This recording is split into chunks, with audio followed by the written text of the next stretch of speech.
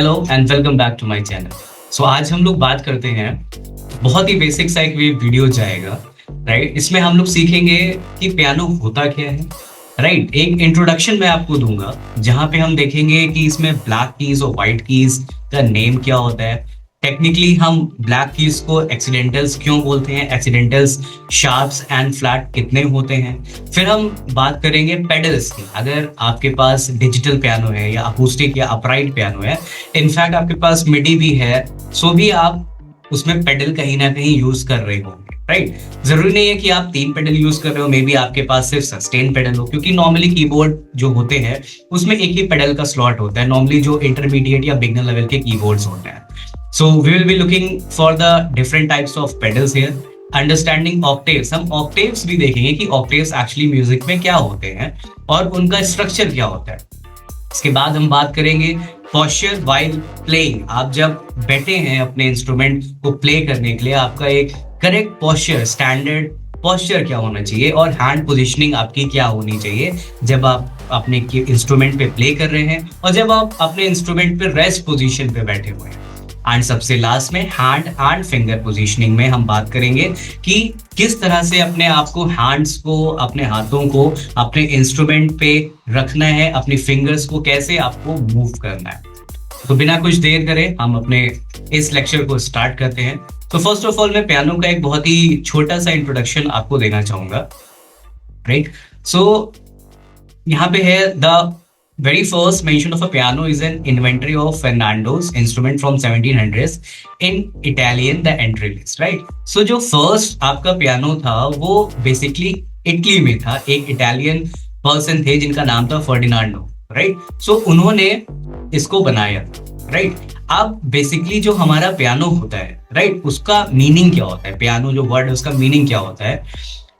The phrase produces soft and loud in the Italian, right? Italian में piano का जो meaning होता है वो होता है soft and loud, means an instrument which can produce soft sound as well as which can produce loud sound when it can play from both piano and forte, right? So piano means soft and forte means loud. So piano is an instrument which can easily produce slow sound also, as well as, I mean slow in the sense soft sound we can say, as well as loud sound also, right। हमारे जितने भी ये keyboard या pianos होते हैं वो सब touch sensitive होते हैं।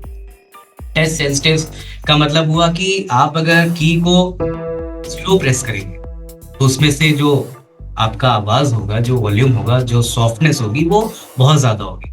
जैसे उसे आप हार्ड फुल एनर्जी के साथ, जितनी ज्यादा एनर्जी के साथ आप हिट करोगे उतना उसका जो लाउडनेस है वो इंक्रीज होता जाएगा और सॉफ्टनेस कम होता जाएगा। So this is what actually piano means, right? So piano an instrument which can produce soft as well as loud sound, right? Basically जो हमारा पियानो होता है, right, उसमें ऑल टोटल 88 कीज होती हैं, बट मार्केट में हमारे पास आज बहुत से ऐसे कीबोर्ड है जो 49 कीज के भी आते हैं, 61 कीज के भी आते हैं, 76 कीज के भी आते हैं, राइट, डिपेंडिंग अपॉन कि आप कौन से लेवल पे हैं, आप कौन सा कीबोर्ड परचेज करना चाह रहे हो। So next is first, like we will be looking for the concept of our instrument। हम सबसे पहले अपने इंस्ट्रूमेंट के कॉन्सेप्ट्स को, जो बेसिक है, जो उसका बेसिक एनाटॉमी है हमारे इंस्ट्रूमेंट का, वो देखते हैं क्या है, राइट। सो यहाँ पे लिखा था keyboard is made up of white keys and a black keys. So as usual हमारे कीबोर्ड में 2 ही टाइप की कीज होती हैं, एक व्हाइट कीज होती है और उसके बाद हमारे पास ये black keys, right? The black keys are arranged in group of 2s and 3s, right? So जो black keys होती हैं वो 2 पेयर में होती हैं, pair of 2 होता है and pair of 3 होता है, right? हमारे all over keyboard we can see कि हमारे पास pair है, pair of 3 है, pair of 2 है, pair of 3, right? मतलब जो black keys होती हैं वो 2 तरह के पेयर में, एक है 2 black keys का पेयर और दूसरा पेयर है आपका 3 black keys का pair, right? So black keys are always arranged in pair of 2 black as well as 3 black, right? So हम चाहे कीबोर्ड पे हो, वो कोई भी नंबर ऑफ कीज का कीबोर्ड हो सकता है या पियानो हो, वहां पे जो ब्लैक कीज का ग्रुपिंग है वो इन्हीं 2 टाइप में है। एक पेयर आपको 2 ब्लैक की का मिलेगा और एक दूसरा पेयर आपको 3 ब्लैक की का मिलेगा, राइट। तो पेयर ऑफ 2 है, पेयर ऑफ 3 है, all over my piano, right. Second is as you move up the keyboards the note sound higher, right. जैसे जैसे हम कीबोर्ड में राइट साइड को मूव करते हैं, मतलब हम अप होते हैं, moving up, we are moving up, so जो फ्रीक्वेंसी होती है हमारे नोट्स की वो क्या होती है, वो इंक्रीज होती जाती है, मतलब जो साउंड होता है वो हाई होता जाता है। And as you move down the keyboards the note sound lower, right. और जैसे जैसे आप लेफ्ट साइड पे मूव करते रहते हैं, राइट, वहां पे आपका जो साउंड है, जो फ्रीक्वेंसी है नोट्स की, वो लो होती जाती है। फॉर एग्जाम्पल, अगर जैसे मैं से स्टार्ट करता हूँ और मैं यहाँ पे राइट साइड मूव करता हूँ,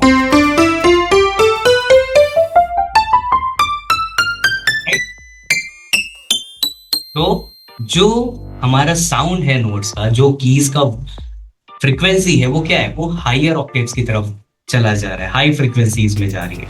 और अगर हम इसे लेफ्ट साइड पे मूव करते हैं,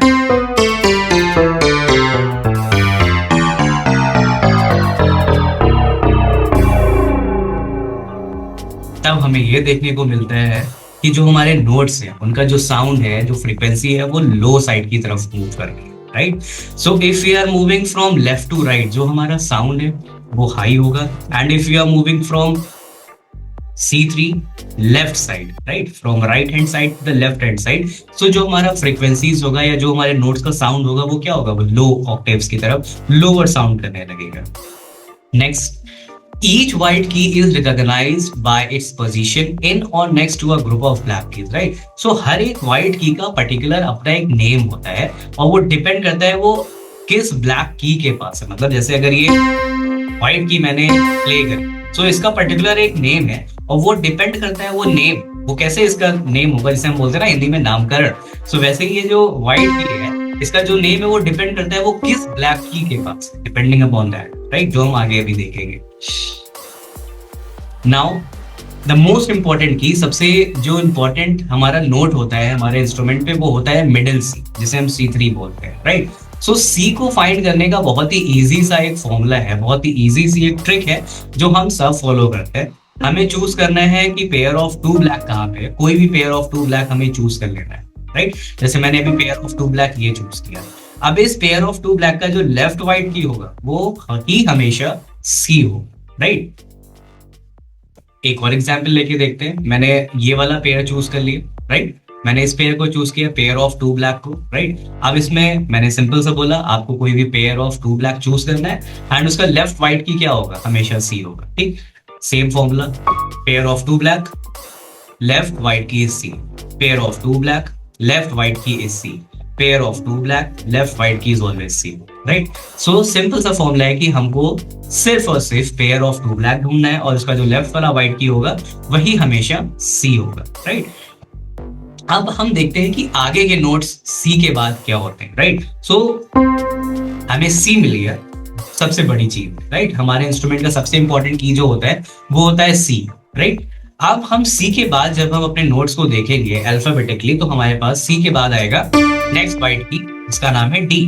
उसके बाद जो वाइट की आएगी वो होगी E. After C D E we have F, right. After F we have G, after G we have A and after A we have D, right. So technically music में हमारे पास ये 7 नोट्स होता है। आई मीन वेस्टर्न म्यूजिक की जब हम बात करते हैं उस टाइम पे हमारे पास यहाँ पे टोटल 7 नोट्स होते हैं, C D E F G A B, ठीक। अगर हम काउंट करेंगे 1 2 3 4 5 6, राइट। सो ये 7 नोट्स होते हैं जिन्हें हम नेचुरल नोट्स भी बोलते हैं, और नेचुरल नोट्स जो होते हैं वो हमेशा वाइट कीज ही होती है, राइट। अब ये जो 7 नोट्स हमें मिल गए, C D E F G A B, अब बी के बाद हमेशा फिर से आपको सी मिलेगा and then same repetition, right, C D E F G A B, right. Same हमें repetition C D E F G A B का मिलेगा, ठीक। अगर हमने कहीं से भी स्टार्ट किया, सपोज हमने C1 से स्टार्ट किया, तो एंड अगेन फिर से same repetition C D E F G A B, right, फिर से same repetition C D E F G A B. So in the same way we can say कि हमारे पास सिर्फ और सिर्फ 7 नेचुरल नोट्स होते हैं या 7 वाइट नोट्स होते हैं। After that we have the repetition. जैसे जैसे हम लेफ्ट में जाएंगे वैसे वैसे उन 7 नोट्स की, जो C D E F G A B, उनका साउंड लो होता है।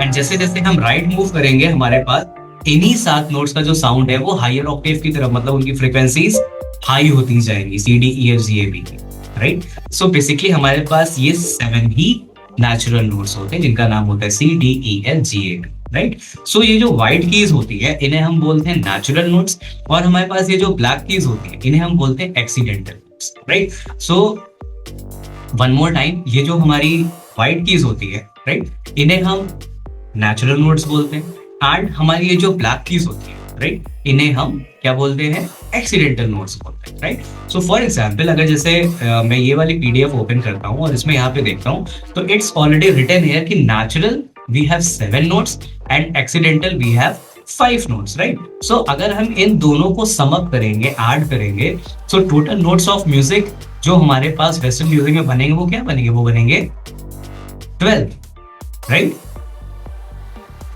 So in Western music, we have total 12 notes. Out of these 12 notes, 7 are natural and 5 are accidentals. And always remember, जो natural होते हैं, natural notes are the white notes, ठीक है? And जो accidental notes होते हैं, वो आपके क्या होते हैं? वो आपके black notes होते हैं, right? So in music, we have total 12 notes, 7 plus 5, which are natural and accidentals. ठीक? अब एक बहुत ही simple सी exercise है यहाँ पे, अभी राइट हैंड की एक्सरसाइज है, तो हम इसे देखते हैं कि इस एक्सरसाइज में बेसिकली होना क्या है, क्या करना है, राइट। सो यहाँ पे जैसे मेंशन है, now keep each finger on the keys as in the picture below. So हम इस एक्सरसाइज को स्टार्ट करने से पहले एक छोटी सी चीज और मैं आपको बता देता हूँ कि जो फिंगर नंबर्स, राइट, वो कैसे हम यहाँ पे मूव करते हैं, क्योंकि गिटार में तो थंब को हम काउंट नहीं करते, थंब इज 0 फिंगर जब हम फ्रेट बोर्ड को होल्ड करते हैं, ठीक है। गिटार लाइक थंब जो होता है उसे तो हम होल्डिंग 0 पे काउंट कर लेते हैं, बट जब हम पियानो या कीबोर्ड प्ले करते हैं या कोई भी कीबोर्ड इंस्ट्रूमेंट प्ले करते हैं, राइट, सो वहां पे दोनों ही हाथ की जो उंगलियां होती है, फिंगर्स होती है, वो आइडेंटिकली सेम होती है, मतलब उसकी आइडेंटिकली जो नंबर होता है वो सेम होता है, राइट। सो एग्जाम्पल के लिए जो थंब है वो आपका फिंगर नंबर 1 है, राइट। आप यहाँ पे देख सकते हो, यहाँ पे लिखा है your thumb is your finger number 1 for both the hands, thumb is finger number 1। Index finger जो होती है वो फिंगर नंबर 2 होती है, मिडिल फिंगर नंबर 3 होती है, रिंग फिंगर नंबर 4 होती है, और स्मॉलेस्ट पिंकी फिंगर नंबर 5 होती है, राइट। तो ये आपको मेमोराइज करना पड़ेगा, क्योंकि हमारे शीट्स होती हैं जो हमारे, जैसे हम कभी भी स्केल सीखेंगे, आगे एक्सरसाइज सीखेंगे या सॉन्ग्स भी कहीं कहीं पे प्ले करेंगे, स्पेशली जब स्टाफ शीट नोटेशन की बात करते हैं, तो वहां पे तो फिंगर नंबर्स भी किसी शीट में मेंशन होता है, राइट। सो हमें स्ट्रिक्टली फिंगर्स नंबर्स को भी फॉलो करना पड़ता है, ठीक। Now back towards our exercise. So इस एक्सरसाइज में क्या है, बहुत ही सिंपल है, जैसे यहाँ पे लिखा है, now keep each finger on the keys as in the picture below and play the following number pattern 1 finger at a time, right. So आप अभी जैसे एकदम न्यू है अपने इंस्ट्रूमेंट के लिए, आपने अभी सीखा है कि इंस्ट्रूमेंट सिर्फ लिया है और सीख रहे हैं कि नेम क्या होता है, फिंगर के नंबर्स क्या होते हैं, व्हाइट कीज और ब्लैक कीज के नेम क्या होता है, तो ये एक्सरसाइज उनके लिए है कि आपका राइट हैंड को आपको रखने का तरीका आ जाए और आपकी फिंगर्स थोड़ा बहुत मूव करना स्टार्ट करते हैं, राइट। सो सिंपल सा एक्सरसाइज है, हमें यहाँ पे जैसे कि इस पिक्चर में आपको दिख रहा है कि हमें अपने इस राइट हैंड को सी पे रखना है, राइट, ऐसे। सो हमारा जो थंब है फिंगर नंबर 1 वो सी पे होगा, फिंगर नंबर 2 जो है इंडेक्स फिंगर वो हमारी डी पे होगी, मिडिल फिंगर वो हमारी फिंगर नंबर 3 है वो हमारी ई पे होगी, फिंगर नंबर 4 जो कि रिंग फिंगर है वो एफ पे होनी चाहिए, और जो फिफ्थ फिंगर है स्मॉलेस्ट फिंगर वो जी पे होनी चाहिए। सो हमारी ये पांचों फिंगर राइट हैंड की सी डी ई एफ जी पे आ गई, राइट। अब इसके बाद हम देखेंगे जो नंबर पैटर्न हमारे पास यहाँ पे मेंशन है, हम उनको सेम वही ऑर्डर प्ले करेंगे, जैसे यहाँ पे मेंशन है 1 2 3 4 5, राइट। सो हमने प्ले किया फिर से 1 3 4 5, एंड अब बैकवर्ड्स आ गया 5 4 3 1, फिर से backwards 5 4 3 2, now 1 2 3 4 5 1 2 3 4 5, and then backwards 5 4 3 2 1, right. सो आपको यहाँ पे एक छोटा सा रूल फॉलो करना है कि जब आप प्ले कर रहे हैं, राइट, जब आप अपने इंस्ट्रूमेंट पे प्ले कर रहे हैं एंड आप नेक्स्ट की पे जैसे ही प्ले करने जा रहे हो, तो आपका जो पहला वाला फिंगर है ना वो आपको उठा लेना है वापस, मतलब उसी पे ये सारी फिंगर्स ऐसे रखनी नहीं है। इट इज लाइक आपने प्ले किया, राइट, आपने प्ले किया एक फिंगर से, फिर आपने उसे रिलीज किया, सेकंड फिंगर आ गया, फिर रिलीज किया, थर्ड आ गया, फिर रिलीज किया, नेक्स्ट आ गया, फिर रिलीज किया, नेक्स्ट आ गया, ठीक। सो अभी हम इस एक्सरसाइज को यहाँ पे जो finger pattern number pattern mention है इसको 2 बार करते हैं, राइट। सो 1 3 4 5 1 3 4 5। बैकवर्ड्स आएगा 5 4 3 2 1। 5 4 3 1। Then again 1 3 4 5 and last 5 4 3 1। एक बार और कर लेते हैं 1 3 5 1 3 5। backwards 5 4 2 1। 5 4 3 1 1 4 5। backwards 5 4 3 2 1। that's it, right? अब यहाँ पे भी देखो, मैंने यहाँ पे मेंशन किया है, make sure you press the notes one finger at a time and not together, right? कि आप जब नोट्स को प्ले कर रहे हैं तो एक नोट को ही एक टाइम में आपको प्ले करना है। ये नहीं कि आपने वो नोट या 3 या 4 या 5 नोट को आपने एक साथ प्ले कर दिया, ऐसा नहीं है। आपको प्ले करना है, रिलीज करनी है, देन सेकंड फिंगर से प्ले करना है, then again release, then next finger. It's like that. Okay, so इस एक्सरसाइज को भी आप बहुत अच्छे से प्रैक्टिस करो, राइट? इससे क्या होगा कि आपका राइट हैंड जो भी आपने स्टार्ट किया है अपने इंस्ट्रूमेंट पे रखना, उसके अपना फिंगर की मूवमेंट धीरे धीरे स्टार्ट हो जाएगी मूव करने के लिए। ओके, अब हम बात करते हैं, जैसे हमने अभी व्हाइट कीज के बारे में देख लिया, राइट? मैंने आपको बताया कि जो व्हाइट नोट्स होते हैं वो हमारे नेचुरल होते हैं, जो ब्लैक होते हैं वो हमारे एक्सीडेंटल्स होते हैं, राइट? सो एक्सीडेंटल नोट्स जो होते हैं वो हमारे दो टाइप के होते हैं, एक होता है शार्प और एक होता है फ्लैट, राइट? फिर से बताता हूँ, जो एक्सीडेंटल नोट्स होते हैं, राइट, मतलब ये जो ब्लैक कीज होती है, ये दो कैटेगरी में हमने डिवाइड करी। इनके दो नाम हो सकते हैं, एक शार्प होता है और एक फ्लैट होता है, ठीक? म्यूजिक में सबसे पहले जो आप सिंबल देख रहे हो अभी यहाँ पे, वो क्या है? ये वाला जो कि हैश है, हम लोग अपने सेल फोन में भी देखते हैं हैश है, राइट? सो ये जो शार्प का साइन होता है वो हैश की तरह होता है, एंड ये जो फ्लैट का साइन होता है वो जो like lower case small letter वाला बी होता है, वो थोड़ा सा कर्व स्टाइल में हमने बनाया होता है, ठीक? सो आपको शार्प सिंबल बनाने के लिए कुछ नहीं, सिंपल सा हैश ऐसे बना देना है, हैश बन गया, राइट? बच्चों की तरह अगर मैं सिखाऊं तो 2 vertical lines and 2 sleeping lines, या फिर 2 स्टैंडिंग लाइंस 2 स्लीपिंग लाइंस, ये आपका बन गया सिंबल ऑफ अ शार्प, ठीक है? अब हम फ्लैट की बात करते हैं, फ्लैट सिंबल जो है बहुत ही इजी दिख रहा है, कर्वी बी, मतलब बी को जो लोअर केस वाला बी होता है उसे थोड़ा सा कर्व्ड स्टाइल में बना देना है, राइट?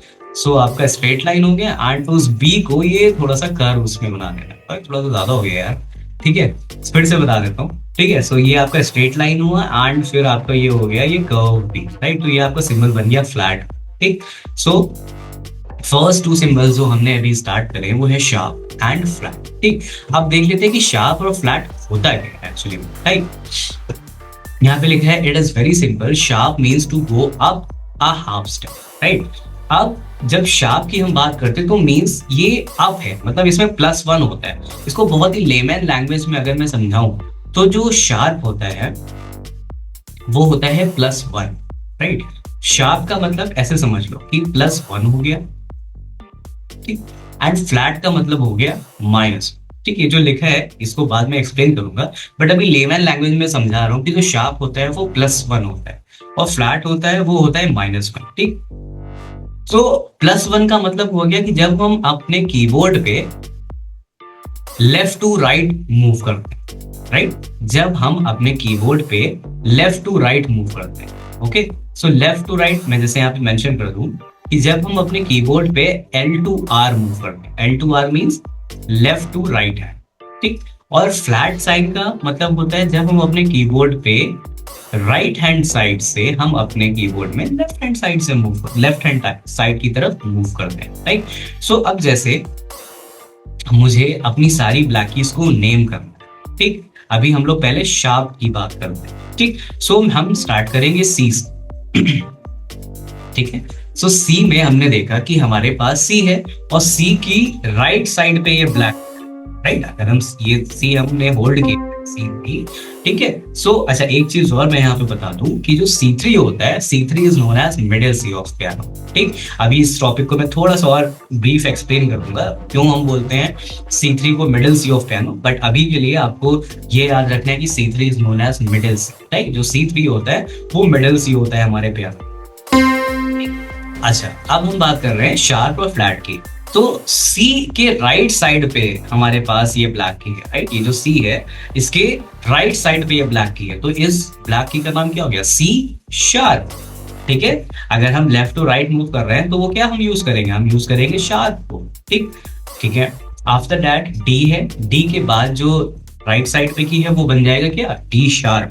ठीक, ई एंड एफ के बीच में कोई भी ब्लैक की नहीं है। ठीक, बट म्यूजिक नोटेशन के अकॉर्डिंग जो म्यूजिक थ्योरी बोलती है, F is also known as E sharp. ठीक, अभी आपको मैं एक पिक्चर दिखाऊंगा जिसमें लिखा होगा कि F is also known as E sharp. क्यों, क्योंकि जो एफ है वो भी तो टेक्निकली ई के राइट साइड में तो है, +1 ही तो कर रहे हैं हम। ठीक है, सो एफ के बाद हमारा आता है एन ब्लैक की राइट साइड पे, तो ये हो गया एफ शार्प। फिर आ गया जी के बाद जो हमारे पास ब्लैक की आया वो again right side D sharp, A and then A sharp, right. So ये हमारे 5 ब्लैक की के नेम हो गए शार्प की फॉर्म में, C sharp, sharp, F sharp, G sharp, D sharp, right. Now you can see on the screen कि हम जब मैंने ये 5 के 5 एक्सीडेंटल शार्प्स को प्रेस किया है तो सबके नेम यहाँ पे फ्लैश कर, राइट। सो ये हो गया C sharp, D sharp, F sharp, G sharp and A sharp, right. अब हम इसी ब्लैक कीज को अब हम देख लेते हैं कि जब हम फ्लैट में काउंट करते हैं, राइट, जब हम फ्लैट में काउंट करते हैं तो उसका नेम क्या हो जाता है। कि अभी तो हमने देखा कि हमने सी के राइट साइड पे मूव कर दिए तो वो सारे सिंबल शार्प बन जा रहे हैं, राइट। अब हम देखेंगे कि जब हम लेफ्ट साइड पे मूव करते हैं तब वो फ्लैट कैसे बन जाता है। तो फर्स्ट हम स्टार्ट करते हैं सी से। अच्छा, सी के लेफ्ट साइड पे कोई ब्लैक की है नहीं है, ठीक। हम आगे बढ़ते हैं डी। ठीक, अब डी के लेफ्ट साइड पे देखो यहाँ पे एक व्हाइट की दिख रही है लेफ्ट साइड पे, ठीक। सो ये क्या बन गया, डी फ्लैट। ठीक, फिर हम ई पे मूव करें, ये बन गया ई फ्लैट। ठीक, अब हम एफ पे आए, ठीक। सो ई और एफ के बीच में कोई भी ब्लैक की नहीं है, ठीक है। सो बट टेक्निकली हम म्यूजिक थ्योरी के रूल के अकॉर्डिंग जो ई है वो एफ फ्लैट भी बोला जाता है, ठीक। अब हम आते हैं जी पे, तो जी के लेफ्ट पे हमारे पास जो व्हाइट की है ब्लैक की है वो क्या मिल गई, जी फ्लैट। फिर आया A flat, B B flat and C के पीछे एक बार बी है।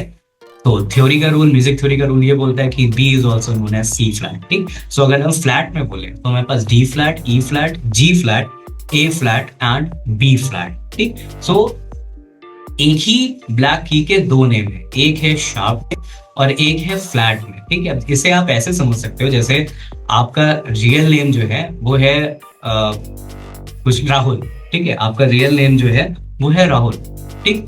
लेकिन आपका घर में आपकी मम्मी पापा या आपकी जो सिस्टर है वो बोलती हैं आपको चिंटू, ठीक है। सो चिंटू और राहुल है तो एक ही इंसान लेकिन उनके दो नेम है। इन द सेम वे जो हमारी एक्सीडेंटल कीज होती हैं, ठीक, उनके भी दो नेम।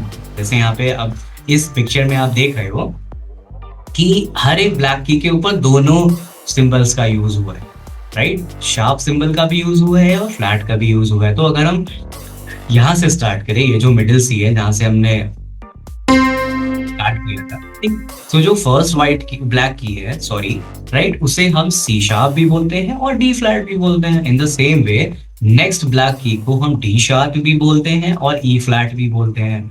नेक्स्ट एफ शार्प भी बोलते हैं और जी फ्लैट भी बोलते हैं, जी शार्प और A flat, A and B flat, right. So every black key has its two name. हर एक ब्लैक की के दो नाम होते हैं, एक फ्लैट में होता है और एक शार्प में होता है, राइट। सो बहुत ही क्विक रिकैप में दे रहा हूं। एक्सीडेंटल्स हमारे 5 नोट्स होते हैं, ठीक। एक्सीडेंटल्स शार्प एंड फ्लैट में होते हैं। हर एक ब्लैक की के दो नेम है, पहली वाली ब्लैक की का सी शार्प और D flat, second black key का D sharp and E flat, third का F sharp and G flat, next G sharp, A flat and last fifth का A sharp and B flat, right, ठीक है। अब हम बात करते हैं जो मैंने बोला था कि म्यूजिक थ्योरी का रूल इन दो व्हाइट कीज को भी बोलता है कि वो शार्प या फ्लैट होता है, ठीक। सो मैंने बोला कि शार्प +1 और फ्लैट -1 स्टार्टिंग में बताया था, राइट। सो इसीलिए जो ई है वो एफ के लेफ्ट साइड में, इसलिए हमने ई को एफ फ्लैट बोल दिया। जो एफ है वो ई के राइट साइड में है, इसलिए हमने ई को ई एफ को ई शार्प बोल दिया। सिमिलरली सेम जो पैटर्न है वो बी और सी में भी अप्लाई हो रहा है। जो बी है वो सी के लेफ्ट साइड में है, वो सी फ्लैट बन जाएगा। ठीक, जो सी है वो बी के राइट साइड में है, वो बी शार्प बन जाएगा। राइट, सो इसलिए ई को हम एफ फ्लैट भी बोलते हैं, एफ को ई शार्प भी बोलते हैं, बी को सी फ्लैट भी बोलते हैं और सी को बी शार्प भी बोलते हैं। बट जो ये जो ई एफ राइट और ये बी सी है, एक मिनट मैं फिर से सो ड्राइंग करने में मजा आता है सभी को, मुझे भी आता है। राइट, सो ई और एफ जो हमारे कीज हैं और सिमिलरली बी एंड सी हमारे जो कीज हैं, ठीक है, वो एक्सीडेंटल्स नहीं है। ठीक, एक्सीडेंटल्स हमारे पास सिर्फ यही है, ब्लैक कीज जो हमारी 5 है। ठीक, हम म्यूजिक थ्योरी के रूल के अकॉर्डिंग इन्हें ई को एफ फ्लैट बोल देते हैं, एफ को ई शार्प बोलते हैं, बी को सी फ्लैट बोलते हैं एंड सी को बी शार्प बोल देते हैं। This is according to the rule of music theory. ठीक है, अभी बहुत सारे ऐसे रूल्स हैं जो आप आगे मैं आपको बताऊंगा। राइट, सो अभी आपको शार्प एंड फ्लैट का डिफरेंस समझ में आ गया। ठीक, अब हम बात करते हैं पेडल्स की। राइट, जब हम अपना कीबोर्ड या जो रियल डिजिटल पियानोस होते हैं, ओके, उसमें जब हम देखते हैं कि हमारे पास पेडल्स भी हैं, कुछ पेडल्स मतलब जो नीचे होते हैं, जैसे अगर मैं ऑन द स्क्रीन आपको दिखाऊं तो अभी देखो यहाँ पे भी मेरे पियानो में यहाँ पे 3 पेडल्स यहाँ पे दिखने लगे। ठीक, जबकि मेरा जो 88 की पियानो है उसमें पेडल मैंने एक ही कनेक्ट किया हुआ है। राइट, बट ये जो सॉफ्टवेयर है, जो ये मैं सॉफ्टवेयर यूज कर रहा हूँ, 1 मिनट। राइट, ये जो सॉफ्टवेयर मैं यूज कर रहा हूँ, ठीक है, इसमें already right, so in the same वे जो हमारे डिजिटल पियानोज होते हैं, राइट, ये हमारे जो रियल अकूस्टिक पियानोज होते हैं, ग्रैंड पियानोज की बात करते हैं, राइट, अपराइट पियानोज जो होते हैं वहां पे भी 3 पेडल्स आपको मिलेंगे। राइट, सो हम इन्हीं पेडल्स की बात करते हैं। देखो, पेडल्स का यूज अभी इनिशियल लेवल पे हमें इतना नहीं पड़ता है, ठीक है, बट आपको इंस्ट्रूमेंट की एनाटॉमी में इंक्रीज लाइक एक्सप्लेन कर रहा हूँ इस इंस्ट्रूमेंट की एनाटॉमी को। सो उस एनाटॉमी को एक्सप्लेन करने के लिए मैं पेडल्स भी आपको एक्सप्लेन कर देता हूँ। राइट, सो बेसिकली जो पेडल होता है वो हमारे फुट साइड में होता है, मतलब पैर की साइड में, नीचे की साइड में ही हमारे होते हैं। Right, and there are 3 pedals. Right, अब देखो इस पिक्चर में यहाँ पे मेंशन है कि जो पेडल्स है वो हमारा सॉफ्ट पेडल है, फिर हम राइट से स्टार्ट करते हैं, फिर मिडिल वाले को हम सोस्टेनाटो पेडल बोलते हैं एंड राइट मोस्ट वाले पेडल को हम सस्टेन पेडल बोलते हैं। सो ये जो मेरे पियानो में आप यहाँ पे देख रहे हो, ये वाला पेडल, ये मेरा सस्टेन पेडल। ओके, ठीक, सो अगर आपके पास जो 61 की कीबोर्ड है उसमें आपको पीछे यहाँ पे जैक मिल जाएगा, वहां पे लिखा होगा पेडल, सस्टेन पेडल या सस पेडल ऐसे लिखा होगा। अमेज़न से आप ऑर्डर करोगे पेडल को, आप उसमें कनेक्ट करोगे तो आपको भी पता लग जाएगा पेडल का वर्क क्या होता है। बेसिकली मैं अभी बताने जा रहा हूँ कि हम इन 3 पेडल्स को यूज कैसे करते हैं। ठीक है, ओके, सो जो फर्स्ट पेडल है आपका सस्टेन पेडल। ठीक, सस्टेन का मतलब होता है किसी भी साउंड को होल्ड कर लेना, सस्टेन कर लेना। ठीक है, देखो जो पियानो होता है उसका जो रियल पियानो आई मीन जो होते हैं, ठीक है, जो acoustic piano, proper acoustic pianos होते हैं उसमें स्ट्रिंग्स होती है, जैसे गिटार में स्ट्रिंग्स होती है, इन द सेम वे हमारे पास पियानो में भी स्ट्रिंग्स होती हैं जो रियल पियानोज होते हैं। ठीक है, एक मिनट मैं आपको देखो अभी इसमें दिखाता हूँ। राइट, सो मैं बोल रहा हूँ जो पेडल्स होते हैं वो स्ट्रिंग्स पे वर्क करते हैं, जो कि पियानो की स्ट्रिंग्स होती है। Right, 1 minute, parts of grand piano. Right, so ये जो पूरा पीडीएफ है इसमें पार्ट्स हैं हमारे ग्रैंड पियानो के, कि वो डिफरेंट पार्ट्स से कैसे बनता है हमारे रियल पियानो। राइट, सो जैसे मैंने बोला कि जो स्ट्रिंग्स होती है, राइट, आप ये देखते हो ये हमारी स्ट्रिंग्स होती है। राइट, सो इन्हीं स्ट्रिंग्स पे जब ये हैमर स्ट्राइक करता है, हम नीचे से हम जब ये कीज को प्रेस करते हैं, जब हम कीज को इधर डाउन, हैमर ऊपर की तरफ मूव करता है एंड फिर ये स्ट्रिंग पे हिट करता है। ठीक, और हर एक हैमर पे 3 स्ट्रिंग्स होती है, मतलब एक नोट पे 3 स्ट्रिंग होती है। राइट, अब देखो यहाँ पे भी पेडल्स को दिखाया गया। ठीक है, सो बेसिकली वही मैं कहना चाह रहा हूँ कि ये जो पेडल है सस्टेन कर लेता है। राइट, तो जो सस्टेन पेडल क्या काम करता है, जो सस्टेन पेडल होता है वो हमारे पूरे बोर्ड को ऊपर, पूरे डैम्पर को, ठीक है, इसमें डैम्पर दिख रहे हैं,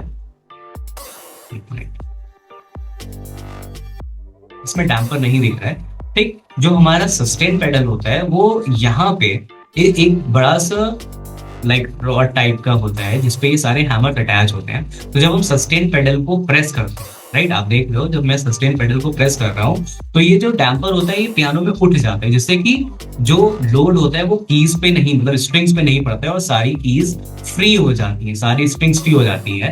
तो जैसे ही आप कीज प्ले करते हो तो साउंड क्या होता है, वो फ्लो करने लगता है, जैसे राइट, आप देख लो उसकी लेंथ इंक्रीज हो गई। फिर से राइट, मैंने अपना सस्टेन पेडल प्रेस किया एंड मैंने प्ले किया कोई भी की, ये उसका जो लेंथ है साउंड का, राइट, वो थोड़ा सा इंक्रीज हो गया। अभी मैं without using sustain pedal play करूंगा तो ये क्या हो रहा है, आपने प्ले हुआ एंड वो कट हो गया, प्ले कट प्ले कट। अब मैं होल्ड करके एक बार प्ले करता हूं, अभी देख रहे हो ये जो लेंथ ऑफ साउंड है, तो ये आपका वर्क होता है सस्टेन पेडल का। जब आपको बहुत ही सॉफ्ट, जैसे मोस्ट ऑफ द टाइम जो रोमांटिक म्यूजिक हो गया, मतलब सबसे ज्यादा जो रोमांटिक म्यूजिक होता है वहां पे हम सस्टेन पेडल का बहुत ही यूज करते हैं, राइट। अब हम बात करते हैं नेक्स्ट पेडल की, जो कि हमारा मिडल पेडल, राइट। सो जो मिड पेडल होता है, ठीक, हाँ, अब जैसे क्योंकि यहाँ पे मैं जो डैम्पर्स की बात कर रहा था, तो ये पूरे ये जो हैमर होते हैं ये पूरे डैम्पर में अटैच होते हैं। जैसे ही हम सस्टेन वाले को प्रेस करते हैं, सस्टेन पेडल को, वो डैम्पर ऊपर उठ जाता है, राइट। अब हम बात करते हैं सिस्टोनाटो पेडल की। तो sostenuto pedal holds note that are already being played at the moment when the pedal is pressed down. देखो सिस्टोनाटो पेडल में क्या होता है, जब आपने पेडल को प्रेस किया हुआ है, आपने पेडल को प्रेस किया था, sostenuto pedal hold notes that are already being played at the moment when the pedal is pressed down. जिस टाइम पेडल को आपने प्रेस किया उस टाइम कौन से नोट प्ले हो रहे थे, सिर्फ उसको होल्ड करता है, बाकी किसी नोट को होल्ड नहीं करता है, मतलब उसकी साउंड को फ्लो होने देता है। जबकि सस्टेन क्या करता है, आपने सस्टेन को प्रेस किया और कोई भी नोट आप प्ले करते चले जाओगे वो सारे के सारे सस्टेन होते जाएंगे, राइट। सो मेरे पियानो में सिर्फ और सिर्फ सस्टेन पेडल है, तो उसका प्रैक्टिकली मैं आपको नहीं शो कर पाऊंगा। बस सोनाटो पेडल जो हमारा मिडिल पेडल होता है उसमें उसी टाइम के नोट्स को सिर्फ होल्ड होते हैं जो एट दैट मोमेंट आपने प्ले किए होते हैं, अपने पेडल को होल्ड करते टाइम, पेडल को प्रेस करते टाइम, राइट। नाउ अब हम थर्ड पेडल की बात करते हैं, ठीक, जो कि हमारा सबसे लेफ्ट मोस्ट पेडल होता है, जिसे हमने बोल दिया था सॉफ्ट पेडल, जो कि हमारा ये वाला पेडल होता है, राइट। सो जो सॉफ्ट पेडल होता है, जैसे नाम से ही पता लग रहा है, वो क्या करेगा, वो साउंड को सॉफ्ट कर देगा, राइट। अब मैंने जैसे स्टार्टिंग में बताया था कि जो हर एक हैमर पे 3 स्ट्रिंग होती है। देख लो ये बड़ा हैमर, उससे छोटा हैमर, उससे छोटा हैमर, राइट। सो हर एक नोट पे 3 हैमर होते हैं और हर ये 3 हैमर एक नोट की 3 स्ट्रिंग पे जाते हैं, राइट। जैसे अगर यहाँ पे स्ट्रिंग का डायग्राम है कहीं पे, हाँ ये देखो, तो अगर ये देखो हर एक हैमर पे 3 स्ट्रिंग है, यहाँ पे देखो दिख रहा होगा, राइट। सो ये देखो हर एक नोट पे, राइट, 3 स्ट्रिंग्स होती, राइट, पेयर ऑफ 3, चाहे वो लेफ्ट में जाएगा चाहे वो राइट में जाएगा, हर एक की के ऊपर 3 स्ट्रिंग्स आती है, राइट। सो सॉफ्ट वाला पेडल क्या करता है, जब हम सॉफ्ट वाले पेडल को यूज करते हैं, राइट, तो जैसा यहाँ पे लिखा है the soft pedal also called a una corda pedal, इसे हम यूनाकॉर्डा पेडल भी बोलते हैं। It is the left most pedal on the piano, ये जो पियानो होता है उसका सबसे लेफ्ट साइड का पेडल होता है। By pressing it you will make the piano sound a little softer, right.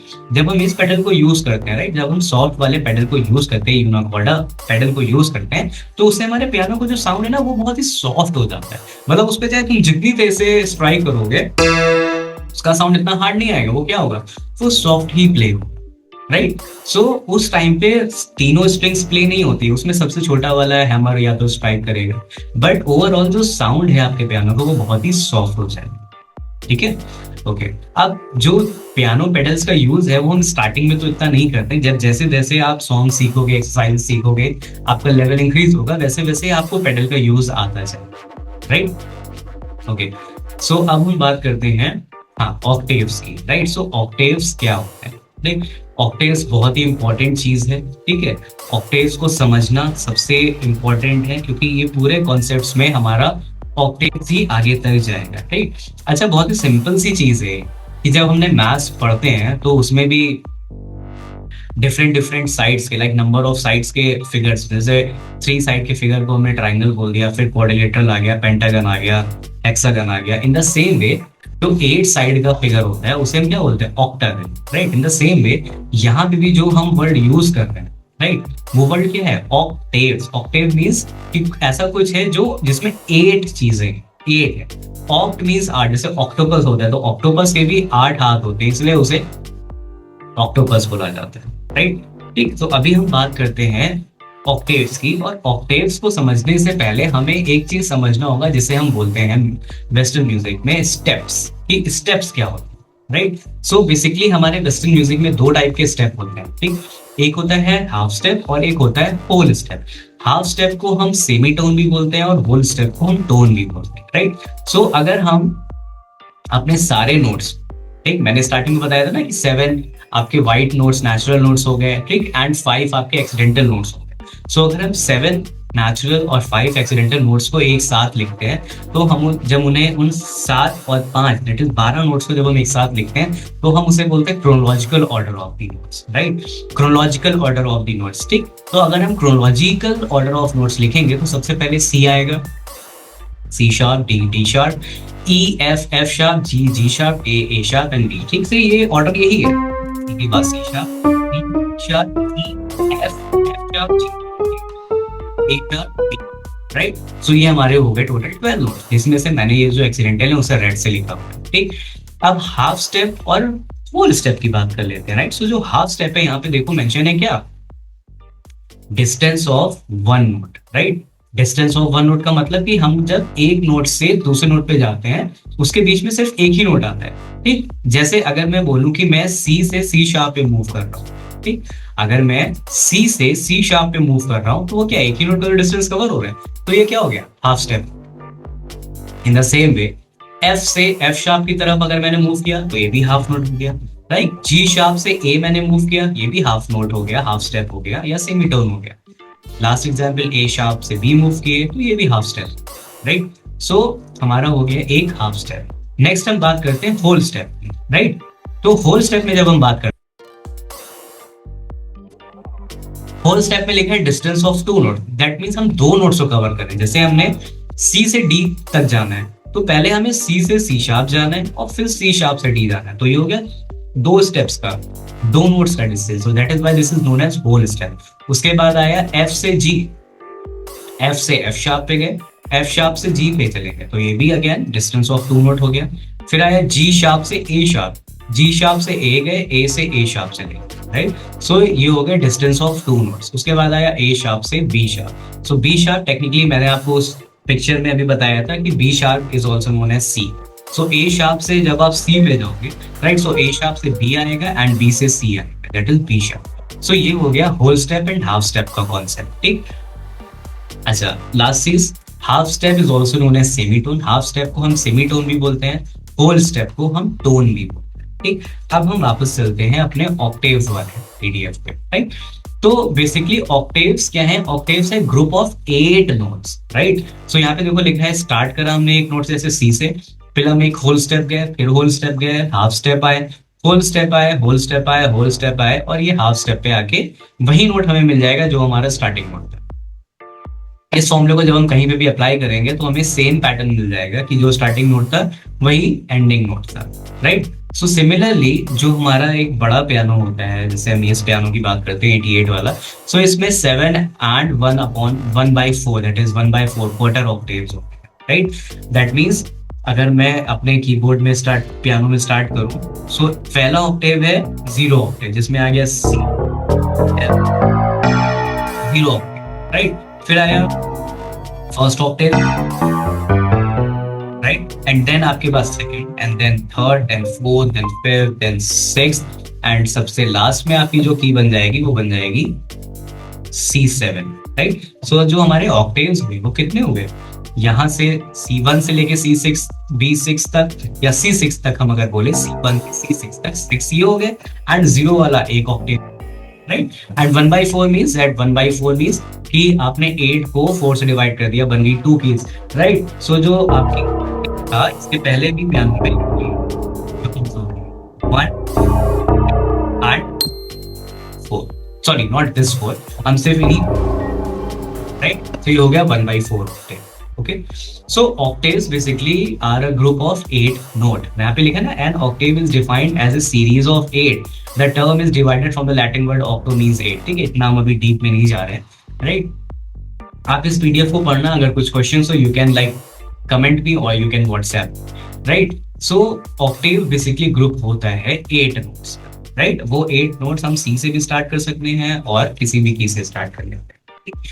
अब हम बात करते हैं पोस्चर की, ठीक, कि हम अपना पोस्चर क्या रखें जब हम पियानो को प्ले करते हैं, राइट. सो वीडियो काफी लेंदी हो रहा है, जो पोस्चर है वो मैं नेक्स्ट वीडियो में इंक्लूड करता हूँ, जो इसी वीडियो के जस्ट बाद में मैं अपलोड करूंगा, राइट. सो तब तक आपको मैंने ऑक्टेव्स बताया है, राइट. व्हाइट एंड ब्लैक की इसके नेम्स बताए हैं, उसे आप अच्छे से मेमोराइज करें एंड अच्छे से प्रैक्टिस करें.